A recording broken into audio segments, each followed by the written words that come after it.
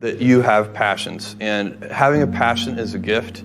I think we all have passions, and you don't get to choose them. They pick you, but you have to be alert to them. You have to be looking for them. And when you find your passion, it's a fantastic gift for you because it gives you direction, it gives you purpose. You can have a job, or you can have a career, or you can have a calling. And the best thing is to have a calling. And if you find your passion, you'll have that, and all your work won't feel like work to you. Many kids and many grown-ups do figure out over time what their passions are. And sometimes we let I don't think it's that hard. I think what happens though sometimes is that we let our intellectual selves overrule those passions. And so that's what needs to be guarded against. My job, one of my jobs as the leader of Amazon, is to encourage people to be bold. And people love to focus on things that aren't yet working. And that's good, it's human nature. That kind of divine discontent can be very helpful. But you really, it's incredibly hard to get people to take bold bets. And you need to encourage that. And if you're gonna take bold bets, they're gonna be experiments. And if they're experiments, you don't know ahead of time whether they're gonna work. Experiments are by their very nature prone to failure, but big successes, a few big successes compensate for dozens and dozens of things that didn't work. So, bold bets, AWS, Kindle, Amazon Prime, our third-party seller business, all of those things are examples of bold bets that did work, and they pay for a lot of experiments. I've made billions of dollars of failures at Amazon.com, literally billions of dollars of failures. And you might remember Pets.com or Cosmo, or give myself a root canal with no anesthesia very easily. None of those things are fun, but they don't matter. What really matters is companies that don't continue to experiment, companies that don't embrace failure. They eventually get in a desperate position where the only thing they can do is make a kind of Hail Mary bet at the very end of their corporate existence. Whereas companies that are, making bets all along, even, big bets, but not bet the company bets. I don't believe in bet the company bets. That's when you're desperate. That's the last thing you can do. It's not, you could be out of work and have terrible work-life balance. Even though you've got all the time in the world, right. You could just feel like, oh my God, I'm miserable, and you would be draining energy. And so you have to find that harmony. It's a much better word. And I think for most people, it's about meaning. People want to know that they're doing something interesting and useful. And for us, because of the challenges that we have chosen for ourselves, we get to work in the future, and it's super fun to work in the future for the right kind of person. You need to be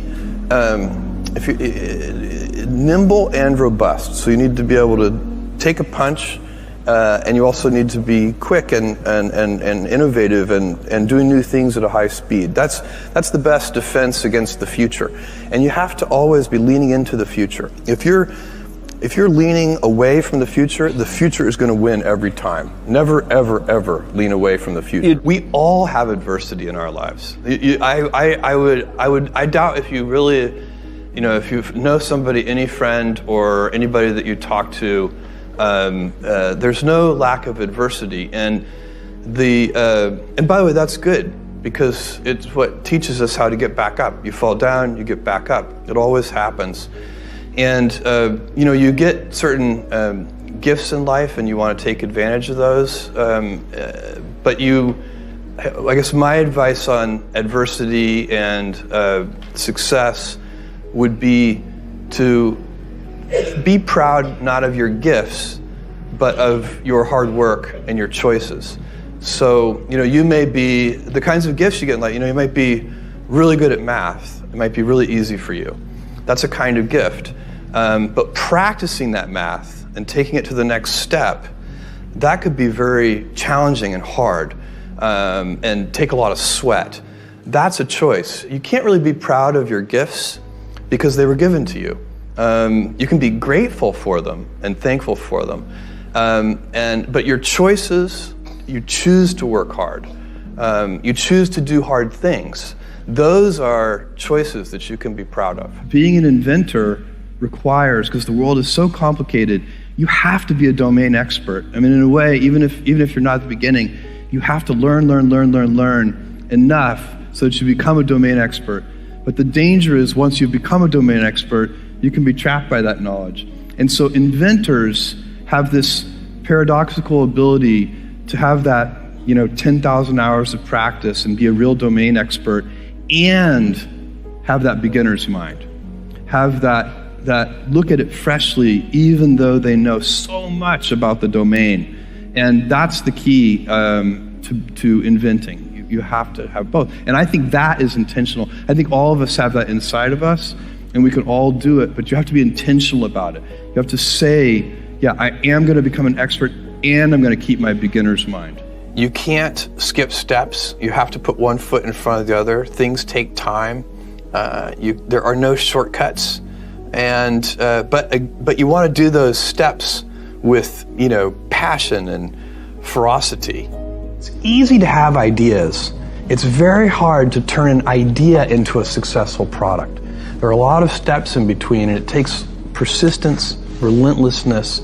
So I always tell people who are who think they want to be entrepreneurs, you need a combination of stubborn relentlessness and flexibility.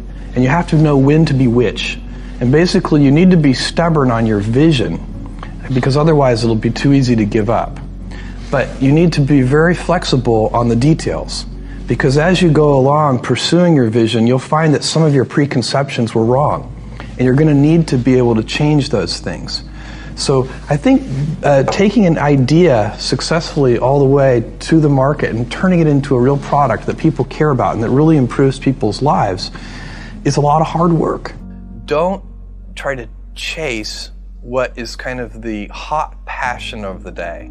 I think we actually saw this. I think you see it all over the place in many different contexts, but I think we saw it in the internet world quite a bit, where at the sort of peak of the sort of internet mania in, say, 1999, you found people who were very passionate about something. They kind of left that job and decided, I'm going to do something in the internet, because it's it was almost like the the 1849 gold rush in a way. I mean, you find that people, if you go back and study the history of the 1849 gold rush, you find that at that time everybody who was within shouting distance of California was, they might have been a doctor, but they quit being a doctor and they started panning for gold. And that almost never works.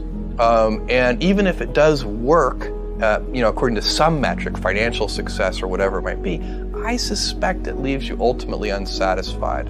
So you really need to be very clear with yourself.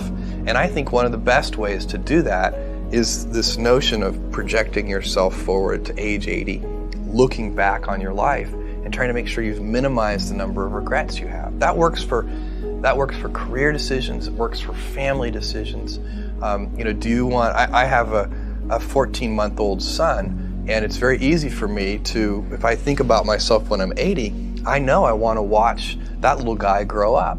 And so I don't want to be 80 and think, shoot, I missed that whole thing, and I don't have the kind of relationship with my son that I wished I had, and so on and so on. So if you think about that, so I guess another thing that I would recommend to people is that they always take a long-term point of view. And I think this is something about which there's a lot of controversy. There's a lot of people, and I'm just not one of them, believe that you should live for the now. I think what you do is you think about the great expanse of time ahead of you and try to make sure that you're planning for that in a way that's going to leave you ultimately satisfied.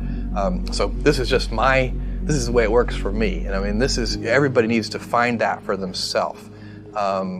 So I think there are a lot of paths to satisfaction, and you need to find one that works for you.